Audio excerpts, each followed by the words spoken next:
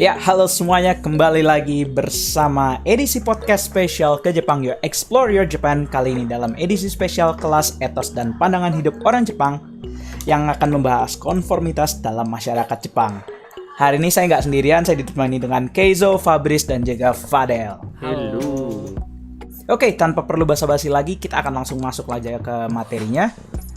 Jepang, konformitas. Apa sih itu? Kita lihat di sini Jepang merupakan negara yang dikenal dengan konformitas. Konformitas berarti mengubah suatu perilaku untuk mengikuti sesuai dengan keadaan yang ada. Dalam salah satu peribahasa Deru Kuiwa Utareru, peribahasa ini berfungsi sebagai peringatan bagi orang-orang yang menonjol agar tidak menunjukkan dirinya. Peribahasa ini secara harfiah berarti diartikan sebagai pasak yang menonjol akan dipukul. Henry memberikan salah satu contoh tekanan dari rekan sekitar. Dalam contoh yang diberikannya, diambil fase yang cukup dini, yaitu pada level taman kanak-kanak. Di setiap harinya sebagai rutinitas, anak-anak taman kanak-kanak di Jepang dimulai dengan guru yang memainkan piano setiap hari.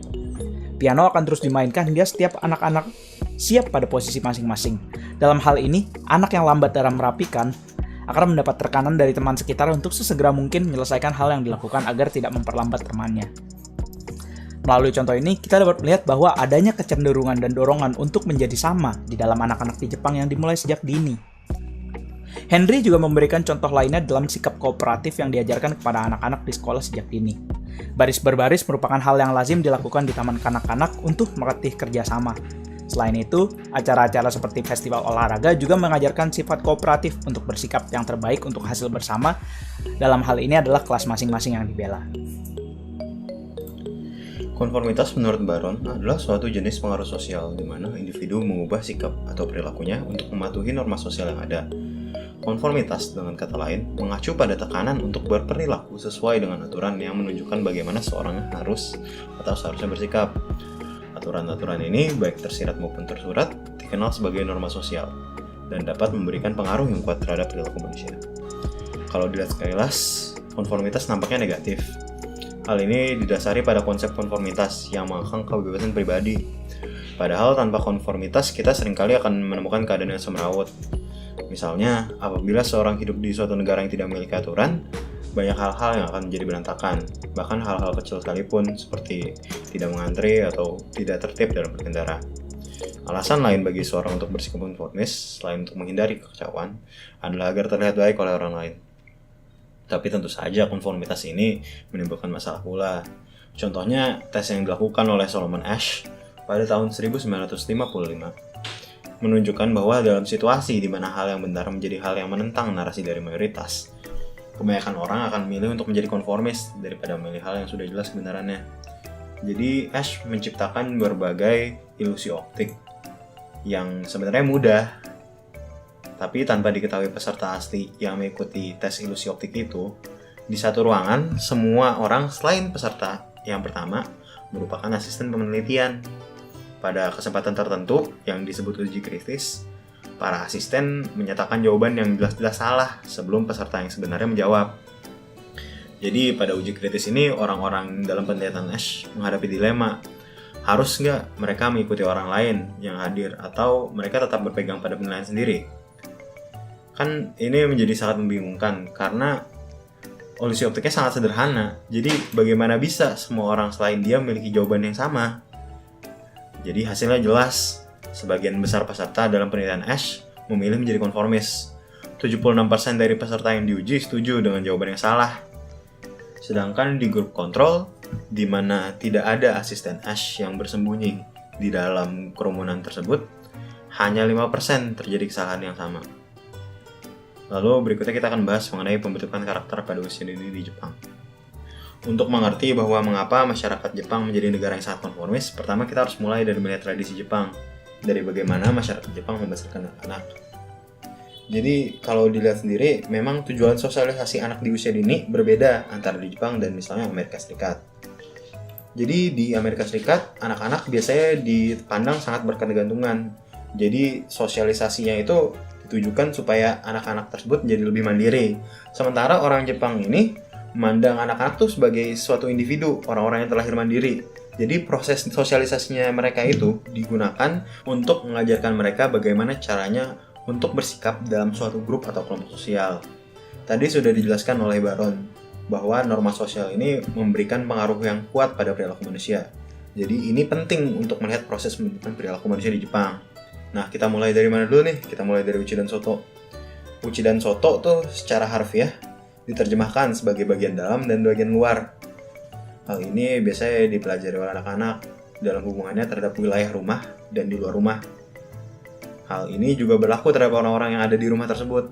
Jadi orang-orang di rumah tersebut dianggapnya sebagai Uchi. Sedangkan yang di luar dari rumah tersebut dianggap Soto. Jadi hal ini terlihat seperti contoh kecilnya, misalkan di dalam rumah Jepang tuh orang tuh harus meletakkan sepatu yang dari luar, lalu mereka ganti dengan sendal yang digunakan di dalam rumah. Ungkapan-ungkapan kecil juga seperti itekimasu dan iterashai atau tadaima dan okaeri itu menunjukkan bahwa mereka ketika keluar dari rumahnya, mereka telah meninggalkan wilayah Uchi tersebut menuju dunia luar.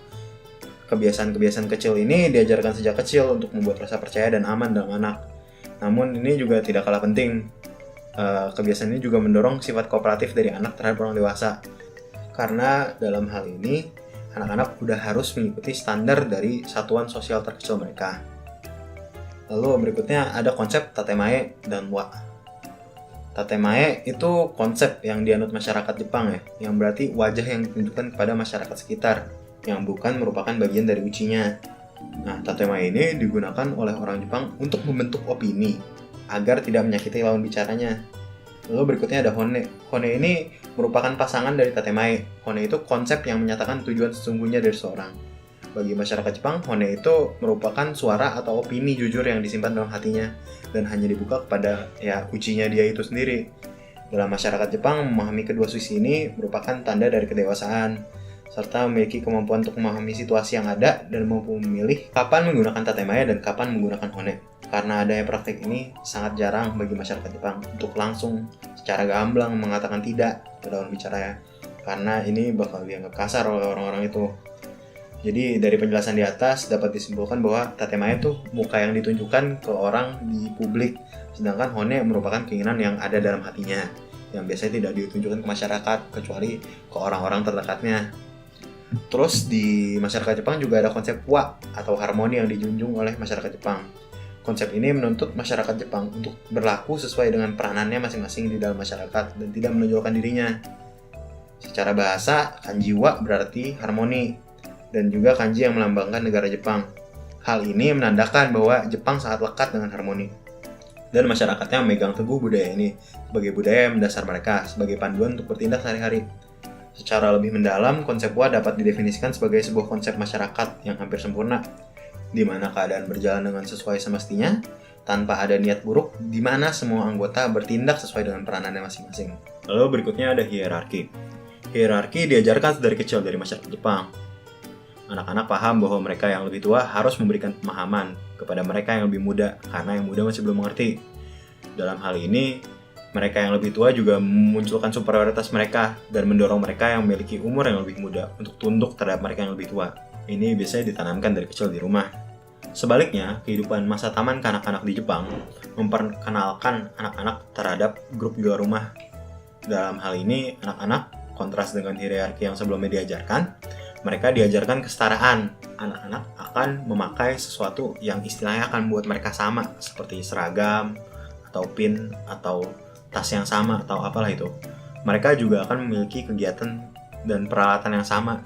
Selain itu, tugas-tugas dari mereka juga akan dibagi secara rata tanpa membeda-bedakan menggunakan sistem rotasi. Anak-anak ini diharapkan akan menjadi anak-anak yang selalu gembira, dan mereka yang tidak akan diajak untuk masuk ke dalam grupnya. Namun, apabila mereka menolak, akan dipisahkan dan tidak diperdulikan oleh gurunya.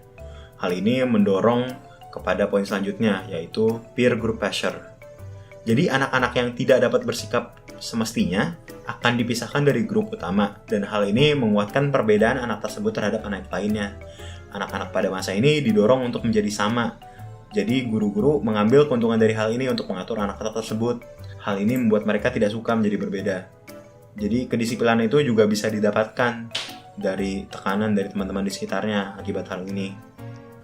Guru menghimbau seluruh kelas ketika menunjukkan perilaku bandel salah satu dari mereka akan bertanya, apakah perilaku ini dapat diterima? Jika tidak, perilaku apa yang bisa diterima? Istilah kolektif minasan digunakan untuk menyebut dan merujuk kepada seluruh kelompok dan kebutuhannya. Seseorang yang perilaku yang merugikan minasan akan dibuat merasa tidak nyaman. Kerjasama juga didorong dengan cara-cara positif. Misalnya, di dinding-dinding akan dihiasi dengan kreasi kerjasama yang telah disumbangkan setiap anak, seperti jaring yang penuh dengan ikan yang dibuat individu, atau hutan yang penuh dengan pohonan. Kegiatan kooperatif lainnya misalnya adalah berbaris dalam formasi atau orkestra dan paduan suara. Hari olahraga tahunan pun biasanya menekankan kerjasama dibanding kompetisi individu, seperti di cabang lomba lari estafet, tarik tambang, atau lomba lari 3, 5, atau 7 kaki, di mana kerjasama sangat penting untuk kesuksesan. Versi Jepang dari 3 babi kecil misalnya, biasanya menceritakan bahwa 2 babi kecil pertama lolos dari serangan serigala jahat sehingga mereka dapat bergabung dengan babi ketiga dan bekerja sama dalam upaya untuk memancingnya turun dari cerobong asap ke dalam panci masak. Program televisi untuk anak-anak juga sering mengulang tema yang sama. Misalnya, pahlawan mencoba sendirian dan gagal untuk mengalahkan monster atau kekuatan asing lainnya, sampai ia dibantu oleh orang lain. Lalu yang terakhir ada budaya takut, malu, dan rasa bersalah. Jadi di dalam buku Ruth Benedict yang berjudul The Chrysanthemum and the Sword, ia menjelaskan spektrum budaya takut, malu, dan rasa bersalah. Ia lanjut menjelaskan bahwa dalam spektrum itu, Jepang menempati kedudukan di budaya malu, budaya yang bergantung pada sanksi eksternal untuk perilaku yang baik.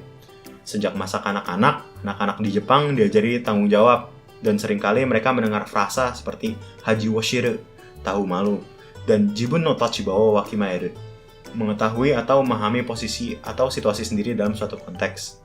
Peribahasa ini merupakan bagian dari nilai penting yang ditanamkan kepada anak-anak untuk bertahan hidup dalam masyarakat Jepang, yang menekankan pentingnya hierarki, persatuan, dan orientasi kelompok.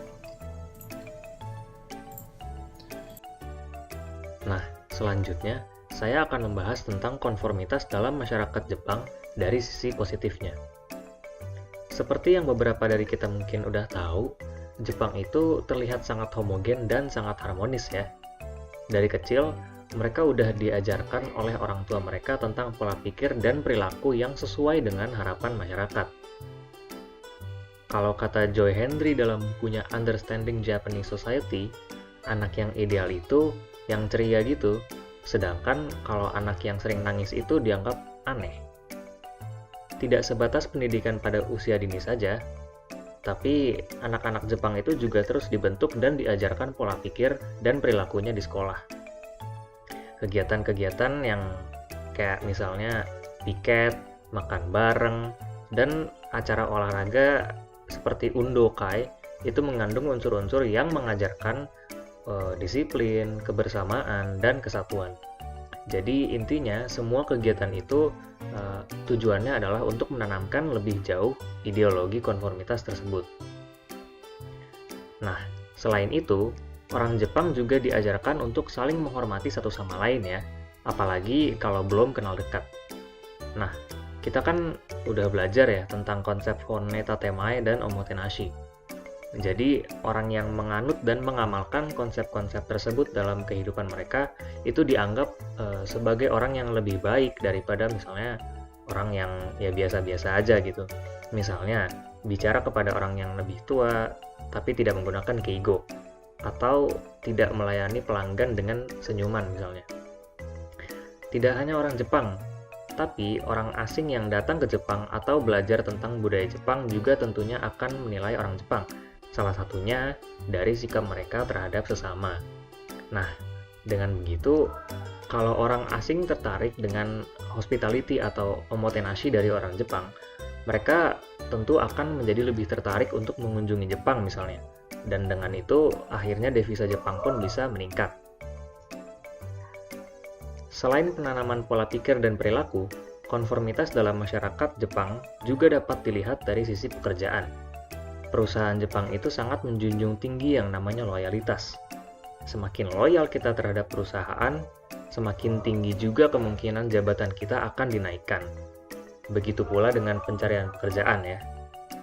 Dalam studi kasus yang dilakukan oleh Holbrook pada tahun 2015, Ia mengatakan bahwa orang yang mematuhi peraturan pasar tenaga kerja itu akan lebih dimudahkan dalam mencari pekerjaan dibandingkan orang yang tidak demikian.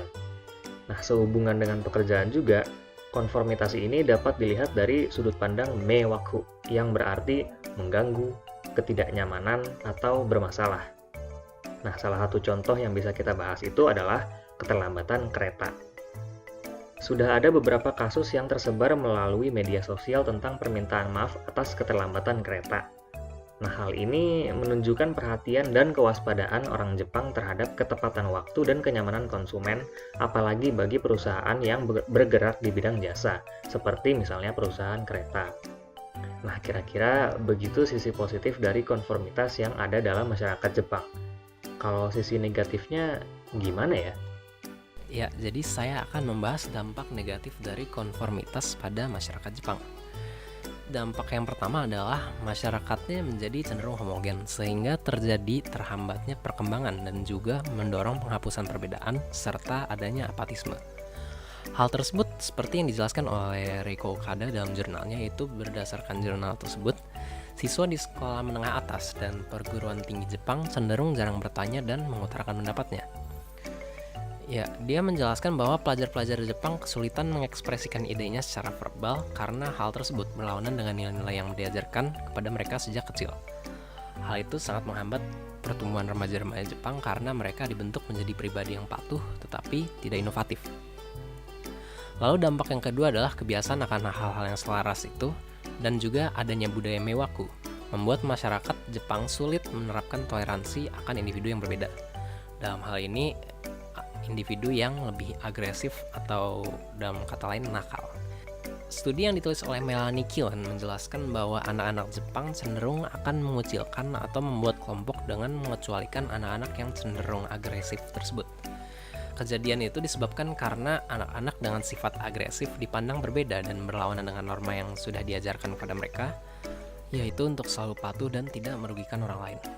Dan yang terakhir, dampak ketiga adalah adanya cultural lag di masyarakat Jepang. Yang dimaksud dengan cultural lag adalah konsep yang menyatakan bahwa budaya perlu waktu untuk menyusul perkembangan teknologi. Fenomena itu terjadi karena sejak modernisasi pada era Meiji, Jepang telah mengadopsi edukasi, sistem pemerintahan, dan konstitusi barat. Normalnya, budaya dan nilai-nilai yang dianut sebuah masyarakat akan berubah berdasarkan lingkungan sosialnya. Namun, karena Jepang tetap berpegang teguh pada nilai-nilai dan budayanya, meski teknologi berkembang sangat pesat, hal itulah yang menyebabkan terjadinya cultural lag. Lalu, dampak cultural lag itu sendiri adalah menimbulkan berbagai macam masalah sosial. Salah satu contohnya adalah kesulitan yang dialami oleh pekerja-pekerja Jepang dalam bertransisi menjadi work from home atau bekerja dari rumah di era pandemi ini. Nah, itu dia tadi pemaparan konformitas dalam masyarakat Jepang untuk kelas etos dan pandangan hidup orang Jepang. Terima kasih untuk teman-teman yang sudah menonton videonya sampai akhir. Dan sampai ketemu di edisi podcast berikutnya.